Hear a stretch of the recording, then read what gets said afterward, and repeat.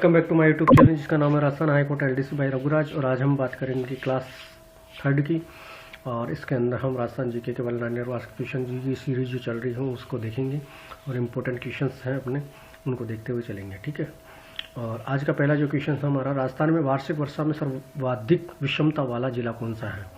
तो जो राजस्थान में वार्षिक मतलब एनुअल तौर पे अपन वर्षा को मापते हैं तो उसमें सर्वाधिक विषमता वाला जो जिला मिलेगा अपने को जैसलमेर, क्योंकि जैसलमेर में सबसे कम बारिश देखने को मिलती है।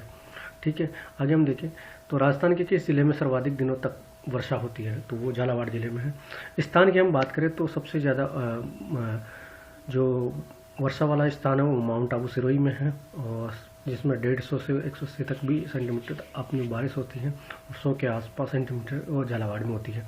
तो ज़िले की बात हो तो झालावाड़ जिला, और स्थान की बात हो तो माउंट आबू। ठीक है, कंफ्यूज नहीं होना है। ज़िले की बात हो तो झालावाड़ जिला, और स्थान की बात हो तो माउंट आबू में सर्वाधिक बारिश होती है औसतन। ठीक है। और अपना जैसा क्वेश्चन देखें तो राजस्थान के किस जिले में सर्वाधिक, जिले की बात हुई तो झालावाड़, बिना सोचे समझे। राजस्थान में सर्वाधिक औसत वार्षिक वर्षा वाला कहाँ पर होती है, तो अब इसमें ना तो स्थान के बारे में पूछा है ना जिले में पूछा है, तो जहाँ माउंट आबू ऑप्शन में दे तो माउंट आबू आपको लगा के आना है। ठीक है। आगे हम देखें राजस्थान के कौन से जिले के आर्द्र जलवायु प्रदेश के अंतर्गत आते हैं। तो आर्द्र में मतलब जिसमें वर्षा अत्यधिक होती है, अत्यधिक मात्रा में औसतन वर्षा ज़्यादा होती है, और वहाँ की भूमि इसी तरीके की है, आर्द्र भूमि कहलाती है, तो वो झालावाड़ और बांसवाड़ा। ठीक है। आगे हम देखें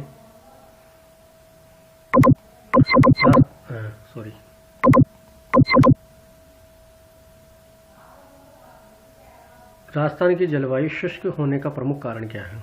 अब मैंने बता ही दिया था भाई, राजस्थान की जो जलवायु है मतलब बरसात का जो कारण है, जलवायु है जो शुष्क है, वो इसके कारण है अरावली पर्वत श्रृंखला का उत्तर पूर्व से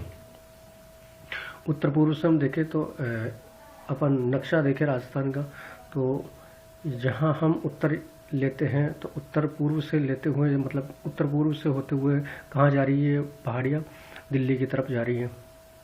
ठीक है, राष्ट्रपति भवन की ओर, तो उधर से देते हुए इधर से आ रही है अपने गुजरात से। ठीक है। अब गुजरात से होते हुए अपने राजस्थान में प्रवेश करते हुए दिल्ली की तरफ जा रही है, तो उत्तर पूर्व से होते हुए दक्षिणी पश्चिमी में इसका विस्तार है। इसी तौर तरीके इस वजह से ही ये अपनी जो जलवायु है वो शुष्क है। ठीक है। आगे हम देखें राजस्थान के किस भाग में वार्षिक तापांतर कम एवं वायु में सर्वाधिक सदैव आर्द्रता की मात्रा बनी रहती है, तो वो दक्षिणी भाग है, क्योंकि आर्द्रता वाली मैंने बात करी आपको, तो वायु में सर्वाधिक सदैव आर्द्रता इसमें देखने को मिलेगी। वार्षिक तापांतर कम रहेगा, मतलब तापमान कम रहेगा और जिलों के मुकाबले। ठीक है। आगे हम देखें राजस्थान में प्राकृतिक वनस्पति को प्रभावित करने वाले प्रमुख कारण कौन सा है, वह है धरातलीय स्वरूप। जो प्रकृति से जो प्राप्त होती है वनस्पति, उसको प्रभावित करने वाला वो धरातलीय स्वरूप है अपना राजस्थान का।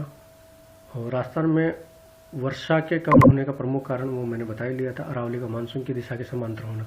जिस ओर से मानसून आ रहा है उसी ओर दिशा में अरावली पर्वत श्रृंखला अपनी चलती चली जा रही है, तो इस कारण से ही बरसात कम होती है राजस्थान में। ठीक है। तो अरावली का मानसून की दिशा में समांतर होना ये एक कारण है सबसे बड़ा। विश्व में सर्वाधिक धूल भरी आंधी है किस जिले में चलती है, श्री गंगानगर। मैंने ये बात पहले बता दी थी आपको पिछली क्लास में, तो गंगानगर में धूल भरी आंधी यहाँ चलती है। ठीक है। आगे हम देखें राजस्थान के दक्षिण एवं पूर्वी भाग में वर्षा जिससे होती है वह है बंगाल की खाड़ी का मानसून। ठीक है। तो ये चीज़ भी मैंने बताई थी आपको पिछली क्लास में। तो बंगाल की खाड़ी का जो मानसून आता है वह दक्षिण एवं पूर्वी भाग में वर्षा का कारण होता है। तो सबसे ज़्यादा बरसात वह दक्षिणी भाग में और पूर्वी भाग में जो बरसात होती है वो बंगाल की, बिकॉज अपन खुद भी समझ सकते हैं, क्योंकि भारत के पश्चिमी क्षेत्र में अपना राजस्थान बसा हुआ है, उत्तरोत्तर पश्चिमी क्षेत्र में बसा हुआ है। और दूसरी चीज़ बीच में अरावली पर्वत श्रृंखला आ चुकी है। इसके अलावा जो बंगाल की खाड़ी है अपनी किस साइड में होगी, इधर आंध्रा तेलंगाना की तरफ से होते हुए सीधे। ठीक है। अपना पूर्वांचल जो भाग है उसके नीचे बंगाल की खाड़ी का क्षेत्र है, उधर से जब मानसून उठता है तो अरावली पर्वत श्रृंखला की वजह से इस साइड में दक्षिणी और पूर्वी भाग में वर्षा हो पाती है। ठीक है, आगे हम देखें अगला क्वेश्चन। राजस्थान से गुजरने वाली सबसे लंबी नदी कौन सी है? वह है चंबल नदी। चंबल नदी अपनी निकलती है एमपी से। ठीक है, सबसे पहले वो प्रवेश करती है चित्तौड़गढ़ में, चित्तौड़गढ़ से होते हुए फिर वो कोटा में सब में वो निकलते हुए चली जाती है। ठीक, और चित्तौड़गढ़ में 2 बार मिलती है वो चंबल नदी। इस तरीके से वो फिर कोटा में जाएगी। फिर इसकी सहायक नदियों में जैसे अपनी काली सिंध भी नदी आ गई, कोटा में जाएगी। कोटा के बाद में क्या नाम है, आगे हम देखें तो सवाई माधोपुर, करौली, भरतपुर होते हुए सीधी यमुना में मिल जाती है चंबल। इसके सहायक नदियाँ बनास भी है। कभी आगे हम देखें राजस्थान में कौन सी नदी कर्क रेखा को 2 बार काटती है? तो माही नदी है। ये माही नदी भी एमपी से आती है और वापस से किधर चली जाती है? गुजरात की साइड में। तो ये 2 बार काटती है कर्क रेखा को। कर्क रेखा अपनी जो है वो डूंगरपुर बांसवाड़ा जिले से गुजरती है। और देखा जाए तो कर्क रेखा भारत की हम बात करें तो भारत में गुजरात के बाद में राजस्थान के बाद में एमपी के बाद में छत्तीसगढ़ के बाद में झारखंड के बाद पश्चिम बंगाल, और फिर उधर अपन देखें तो मिजोरम और त्रिपुरा, इन राज्यों को ये काटते हुए निकलती है। ठीक है, आगे हम देखें राजस्थान में कौन सी नदी वागल और खांटल की गंगा कहलाती है? वो माही नदी है, क्योंकि ये अपना जो क्षेत्र है नीचे का डूंगरपुर बांसवाड़ा वाला क्षेत्र वांगल क्षेत्र कहलाता है, इसलिए कांटल की गंगा वांगल की माही गंगा इसे कहा जाता है। ठीक है, और डूंगरपुर में त्रिवेंद्री, सोम, माही और झाखम वाला जो स्थान है वहाँ पे मेला भरता है, जो बेणेश्वर धाम का।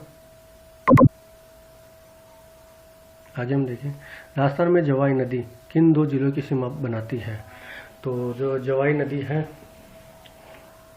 वो पाली व सिरोही को अलग अलग सीमा बनाते हुए ये जाती है जवाई नदी। ठीक है, तो कौन कौन से 2 जिलों की ये सीमा बनाती है जवाई नदी? ये पाली व सिरोही की। आगे हम देखें राजस्थान में कौन सी नदी जयपुर जिले में शेवर की पहाड़ियों से निकलती है? वो है साबी नदी। तो राजस्थान की कौन सी नदी है वो जो जयपुर जिले में शेवर की पहाड़ियों से निकलती है? तो वो है साबी नदी। आगे हम देखें तो राजस्थान की पहाड़ियाँ जहाँ से बनास, बेड़च, सही, साबरमती व वाकल नदियाँ निकलती हैं वो है जसवंतगढ़ की पहाड़ियाँ। जसवंतगढ़ की हम बात करें तो जसवंतगढ़ की मैंने पिछली क्लास में बात की थी। तो जसवंतगढ़ की पहाड़ियाँ कहाँ हैं? उदयपुर में। ठीक है, अपने 21 नंबर का जो क्वेश्चन रहा था जसवंतगढ़ की पहाड़ियाँ कहाँ हैं? उदयपुर में। और आज का जो क्वेश्चन था अपना, ये जो जितनी भी नदियाँ हैं वो कहाँ से निकलती है?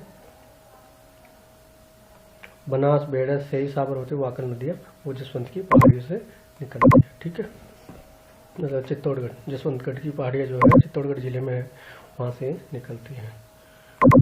कुछ लोग राजसंबंध बता सकते हैं, ऐसा हो सकता है। राजसंबंध भी देखा जाए तो उदयपुर का ही पार्ट है। आगे हम देखें राजस्थान की कौन सी नदी पर सर्वाधिक बांध बनाए गए हैं? वो है चंबल नदी। तो चंबल नदी पर सर्वाधिक बांध है। जैसे बात करें हम, कोटा बैराज हो गया, अपना गांधी सागर हो गया,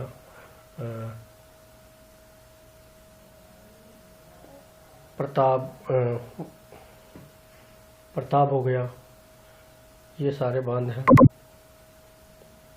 चंबल नदी पर। राजस्थान में पूर्ण बहाव के आधार पर राज्य की 3 सबसे लंबी नदियाँ कौन सी हैं? तो हम बात करें चंबल सबसे लंबी नदी जो पूर्ण बहाव के तौर पर राज्य में बहती है। तो एक तो चंबल नदी है, लूनी नदी है जिससे जो पश्चिमी क्षेत्र में बहती हैं और इधर की ओर जाती हैं। लूनी नदी कहाँ जाती है? इधर। ये ऐसी नदी है जो कि उसमें गिरती है, जो जाके मतलब कच्छ के रण में लुप्त हो जाती है। वहाँ जाने के बाद में ये गुजरात की तरफ जाती है। और बनास की हम बात करें तो बनास का सबको पता है ही सही, ये सहायक नदी भी है चंबल की।